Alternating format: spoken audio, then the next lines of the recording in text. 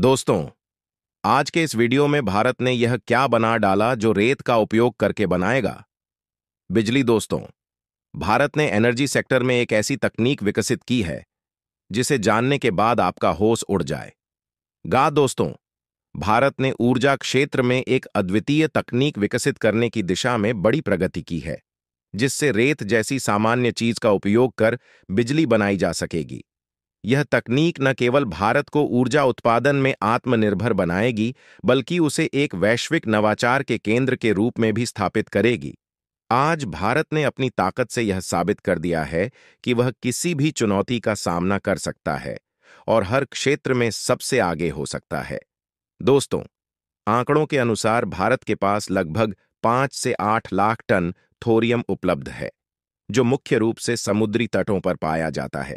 यह भंडार वैश्विक थोरियम का 70% है, जबकि शेष 30% चीन और अन्य देशों में बंटा हुआ है।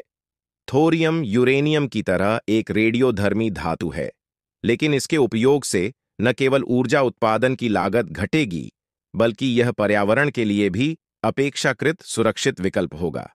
इसके बावजूद भारत को अब तक ऊर्जा उत्पादन के लिए यूरेनियम आयात करना पड़ता है, जिस पर हर साल करोड़ों रुपये खर्च होते हैं।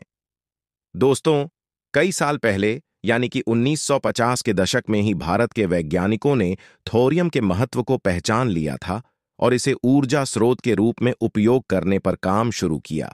हालांकि कई देशों ने भारत की इस तकनीक को विकसित करने में सहयोग नहीं किया, ताकि उनकी यूरेनियम बिक्री प्रभावित न हो। 2011 में भारत ने थोरियम आधारित रिएक्टर विकसित करने का निर्णय लिया। तमिलनाडु के कलपक्कम में 500 मेगावाट क्षमता वाले स्वदेशी फास्ट ब्रीडर रिएक्टर पर काम हो रहा है, जो 2025 तक तैयार होने की संभावना है। यह प्रोजेक्ट न केवल भारत की ऊर्जा आवश्यकताओं को पूरा करेगा, बल्कि वैश्विक स्तर पर देश की स्थिति को मजबूत करेगा। दोस्तों, भारत यूरेनियम का इस्तेमाल इलेक्ट्रिसिटी यानी कि बिजली उत्पादन में क्यों नहीं कर पा रहा है? इसके कारण भारत में मौजूदा वक्त में जितने भी न्यूक्लियर पावर प्लांट हैं, उनके लिए फ्यूल यानी कि यूरेनियम को इंपोर्ट करने के लिए भारत को हर साल करीब 618 करोड़ रुपए खर्च करने पड़ते हैं। भारत अपनी इस यूरेनियम की जरूरत को पूरा करने के लिए कनाडा जैसे देशों से अपनी इंपोर्ट की जरूरतें पूरी करता है, लेकिन अब वह दिन दूर नहीं है जब भारत थोरियम का इस्तेमाल करते हुए इलेक्ट्रिसिटी जनरेट करेगा। भारत के पास इतनी ज्यादा मात्रा में थोरियम मौजूद है जिससे हम अगले कई दशकों तक बिजली का उत्पादन कर सकते हैं, बिना किसी देश से न्यूक्लियर मेटल्स को इंपोर्ट कराए हुए। भविष्य में थोरियम से किस तरीके से बिजली का उत्पादन किया जाएगा और भारत इसके लिए लंबे वक्त से किस टेक्नोलॉजी पर रिसर्च कर रहा है? क्या वह टेक्नोलॉजी सफलतापूर्वक बन चुकी है? थोरियम भारत के लिए कितना जरूरी है, यह आप सोच भी नहीं सकते। कई रिपोर्ट्स यह भी दावा करती हैं कि भारत के पास इतनी बड़ी मात्रा में थोरियम होने की वजह से कई देश नहीं चाहते हैं कि भारत इस टेक्नोलॉजी को डेवलप करे, ताकि वह अपने देश से यूरेनियम की बिक्री जारी रख सके। 1950 में ही भारत को पता चल गया था कि भारत के पास बड़ी मात्रा में थोरियम के रिजर्व मौजूद हैं। उस समय भारत के वैज्ञानिकों ने यह समझ लिया था कि भविष्य में इसका इस्तेमाल करके बिजली का उत्पादन किया जा सकता है। भारत ने टेक्नोलॉजी को लेकर फ्रांस, रूस सहित कई देशों से बातचीत की, लेकिन वे नहीं चाहते थे कि भारत थोरियम का इस्तेमाल करके पावर जनरेट करे। समय के साथ भारत ने 2011 में डिसाइड किया कि अब भारत के अंदर एक ऐसे प्रोटोटाइप रिएक्टर को तैयार किया जाएगा जिस पर पूरी तरह से रिसर्च की जा सके। यह थोरियम आधारित ऊर्जा उत्पादन में बहुत कम रेडिएशन उत्पन्न होता है, जिससे पर्यावरण पर नकारात्मक प्रभाव कम पड़ता है। थोरियम का ऊर्जा घनत्व अधिक होता है, यानी कि कम मात्रा में अधिक बिजली उत्पन्न की जा सकती है, और थोरियम प्लांट्स से निकलने वाले कचरे का ट्रीटमेंट आसान है, जबकि यूरेनियम प्लांट्स में यह जटिल और महंगा होता है। थोरियम के साथ न्यूक्लियर वाटर का ट्रीटमेंट सरल है, जो समुद्री जीवन और पर्यावरण के लिए सुरक्षित विकल्प बनाता है। तो दोस्तों, दुनिया में भारत की स्थिति और भी मजबूत होगी। क्या है इस तकनीक की खासियत, जानेंगे।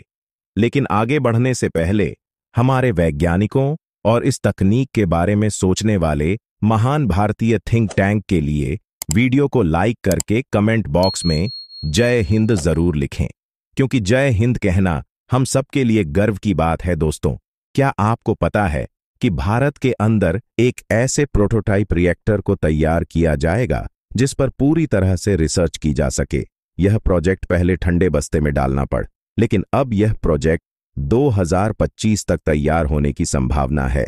भारत तमिलनाडु के कलपक्कम में एक स्वदेशी फास्ट ब्रीडर रिएक्टर पर काम कर रहा है, जिसकी क्षमता करीब 500 मेगावाट है। यह प्रोजेक्ट थोरियम से पावर जनरेशन की दिशा में एक महत्वपूर्ण कदम हो सकता है। थोरियम का सबसे बड़ा फायदा यह है कि इससे बिजली उत्पादन के दौरान बहुत कम रेडिएशन उत्पन्न होता है, जिससे पर्यावरण पर कम असर पड़ता है। इसके अलावा थोरियम का ऊर्जा घनत्व एनर्जी डेंसिटी बहुत ज्यादा होता है, यानी कि कम मात्रा में थोरियम का इस्तेमाल करते हुए बिजली बनाई जा सकती है, जबकि यूरेनियम की तुलना में बहुत अधिक मात्रा की जरूरत होती है। यूरेनियम के पावर प्लांट से निकलने वाले वेस्ट वाटर को बिना ट्रीटमेंट के रिलीज नहीं किया जा सकता। कई देशों को इस पानी को सालों तक होल्ड करके रखना पड़ता है। भारत के विशाल थोरियम भंडार और तकनीकी प्रगति को देखते हुए कई देश नहीं चाहते कि भारत इस तकनीक को सफल बनाए। वे इसे रोककर अपनी यूरेनियम बिक्री जारी रखना चाहते हैं। इसके बावजूद भारत की तकनीकी टीम और वैज्ञानिक इस परियोजना को लेकर निरंतर काम कर रहे हैं। दोस्तों, हाल ही में जापान ने बड़े पैमाने पर न्यूक्लियर वाटर रिलीज किया, जिससे पूरे देश में विरोध हुआ, क्योंकि यह रेडियो एक्टिव था और मछलियों में रेडियो एक्टिव तत्व फैलने की संभावना थी। लेकिन थोरियम के साथ ऐसा नहीं है, क्योंकि इससे कम रेडिएशन उत्पन्न होता है, जिससे पानी को आसानी से ट्रीट किया जा सकता है और यह पर्यावरण के लिए सुरक्षित है। भारत का यह प्रोजेक्ट महत्वपूर्ण हो सकता है, क्योंकि यह न केवल ऊर्जा उत्पादन को स्थिर करेगा, बल्कि भारत को यूरेनियम पर निर्भरता से भी मुक्त कर देगा। इंटरनेशनल लेवल पर अनिल advanced nuclear energy for enrich project पर काम हो रहा है, जो थोरियम से संबंधित है। इस प्रोजेक्ट की शुरुआत भारत के वैज्ञानिक डॉ अनिल ककोदिया ने की थी और यह पूरी दुनिया में प्रसिद्ध हो रहा है। थोरियम तकनीक के सफल होने पर भारत अगले 200 से 300 वर्षों तक बिजली का उत्पादन कर सकता है, वह भी बिना किसी विदेशी आयात पर निर्भर हुए। यह न केवल आर्थिक रूप से फायदेमंद होगा, बल्कि भारत को ऊर्जा के क्षेत्र में एक वैश्विक शक्ति बना देगा। इस क्रांतिकारी परियोजना के साथ भारत ने दिखा दिया है कि वह किसी भी चुनौती का सामना करने और आत्मनिर्भर बनने के लिए तैयार है। यह तकनीक आने वाले दशकों में भारत को ऊर्जा संकट से मुक्त कर अंतर्राष्ट्रीय राजनीति में भी भारत की ताकत बढ़ाएगा और 1-2 साल नहीं बल्कि 200 सालों तक बिजली देता रहेगा। तो दोस्तों, आज के इस वीडियो में बस इतना ही। अगर आपने अभी तक इस वीडियो को लाइक नहीं किया है तो लाइक करके बगल में जो बेल आइकॉन का बटन है उस पर ऑल पर क्लिक करें। मिलते हैं अगले वीडियो में। जय हिंद, जय भारत।